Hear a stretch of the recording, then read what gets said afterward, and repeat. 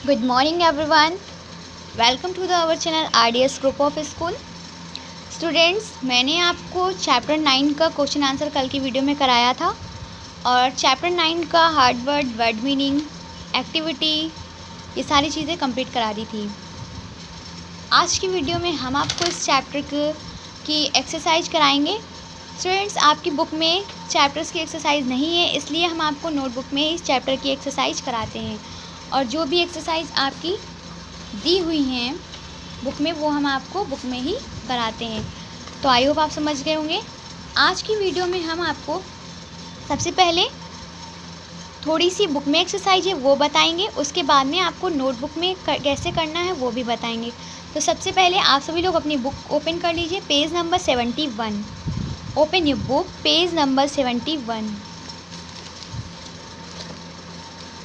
Students देखिए, ये है आपका पेज नंबर 71।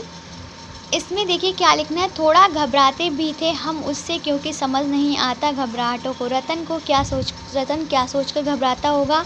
अपने दोस्तों से पूछकर पता करो कौन क्या सोचकर किस काम से घबराता है। कारण लिखो, दोस्त या सहेली का नाम, किस बात से घबराता है, घबराने का कारण।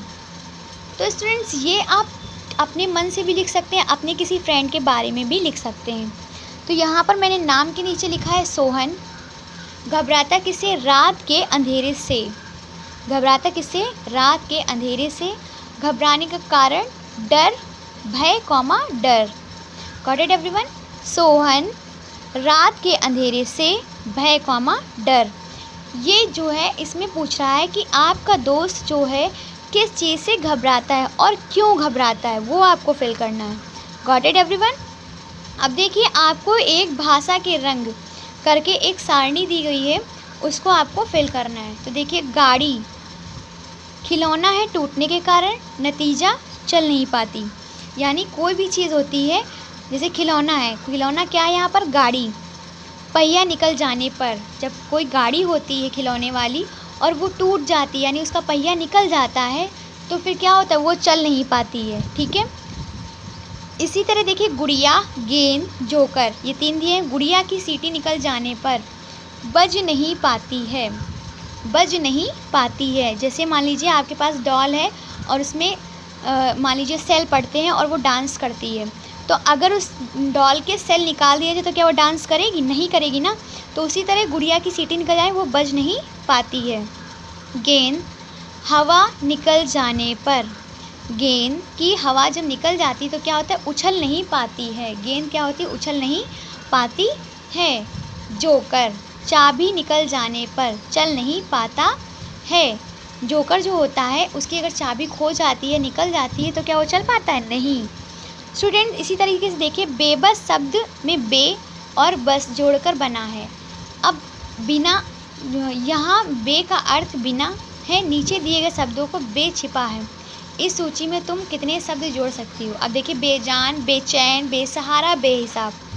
अब आपको इसी तरीके से शब्द बनाने हैं। बेईमान, बेईमान, बेघर, बेईमान, बेघर, बेनाम, बेजोड़। बेईमान, बेघर, बेजान, बेजोड़। Got it everyone? तो इतनी तो ये आपकी बुक की एक्सरसाइज हो गई। अब हम आपको नोटबुक की एक्सरसाइज बताएंगे। अब हम आपको क्या करेंगे? नोटबुक की एक्सरसाइज बताएंगे। तो सबसे पहले आप सभी लोग क्या करिए, अपनी नोटबुक ओपन कर लीजिए, चैप्टर 9। देखिए, इस चैप्टर 9 के क्वेश्चन आंसर है जो यहाँ तक कंप्लीट हो चुके हैं। आपको इसके बाद में ही एक्सरसाइज करनी है। तो एक्सरसाइज करने के लिए आपको क्या करना है? सबसे पहले डेट डाल देना आज की, और फिर डालिए खाली स्थान भरो। खाली स्थान भरो। देखिए, आपका फर्स्ट FIV क्या है? रतन डरा रहता था। रतन डरा रहता था। वह अपनी डैश को डैश में बताता था। यानी आपको यहाँ पर 2 FIV फिल करने हैं। तो देखिए कौन सा है, प्यार, बात, गूंगा, मित्र, इशारों, भिन्न, अदृश्य। तो देखिए रतन डरा रहता था, वह अपनी बात को, तो यहाँ पर क्या फिल करेंगे, बात को इशारों में बताता था। Got it everyone. अब देखिए रतन के लड़का था जो सभी था। तो देखिए रतन, यहाँ पर एक कर लीजिए, रतन एक गूंगा, FI में फिल करेंगे गूंगा लड़का था जो सभी से भिन्न, जो सभी से भिन्न था। Got it everyone. रतन एक गूंगा लड़का था जो सभी से भिन्न था। नेक्स्ट, रतन की माँ उससे बहुत करती थी। क्या करती थी, प्यार, जो सभी की माँ करती है। रतन की माँ उससे बहुत प्यार करती थी। Got it everyone. One second फिर से देखिए, सभी बच्चे उसे अपना मानते थे। क्या मानते थे, मित्र। तो सभी बच्चे उसे क्या मानते थे, मित्र मानते थे।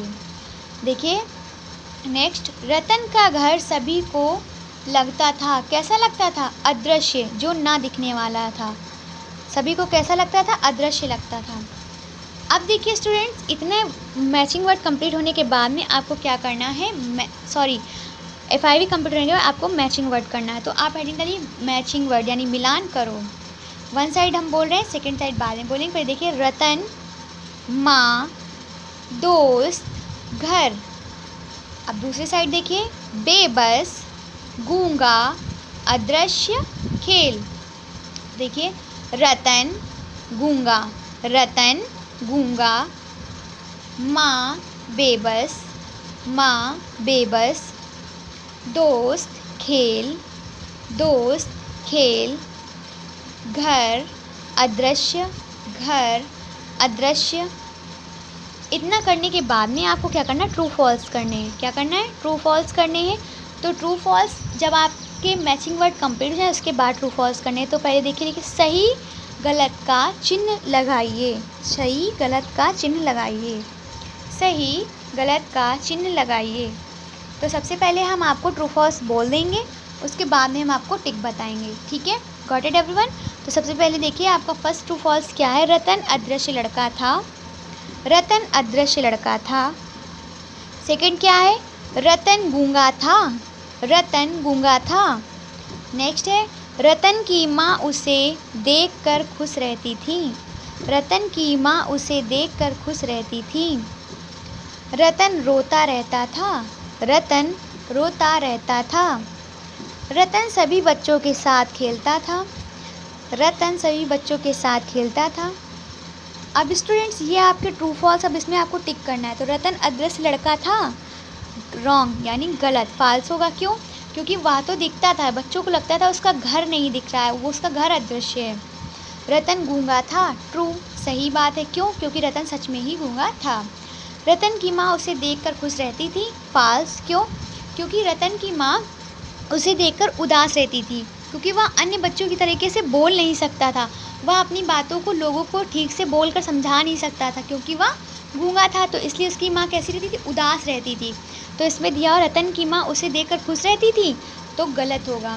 रतन रोता रहता था, गलत, वह रोता नहीं था, सभी बच्चों के साथ वह खेलता रहता था। रतन सभी बच्चों के साथ खेलता रहता था, सही, क्योंकि सच में वह सभी बच्चों के साथ खेलता था। हालांकि वह गूंगा था लेकिन वह खेलता सभी के साथ था, और सभी बच्चे उसे क्या समझते थे, एक अच्छा दोस्त समझते थे, अच्छा मित्र समझते थे। तो या तो अच्छी बात है, लेकिन उसकी माँ क्यों उदास रहती थी, क्योंकि वह बोल नहीं सकता था। तो आप फिर से एक बार मैच कर लीजिए, पहला फॉल्स है, दूसरा ट्रू है, तीसरा फॉल्स है, चौथा फॉल्स है, और जो पांचवा है वो आपका ट्रू है। तो स्टूडेंट्स ये तो हो गई आपके एक्सरसाइज इस चैप्टर 9 की। आई होप आप सभी समझ गए होंगे कि आपको चैप्टर 9 की एक्सरसाइज किस तरह से कंप्लीट करनी है। अगर आपको इस चैप्टर से रिलेटेड, एक्सरसाइज से रिलेटेड कोई भी प्रॉब्लम है तो आप नीचे दिए कमेंट बॉक्स में पूछ सकते हैं। Thank you, have a nice day.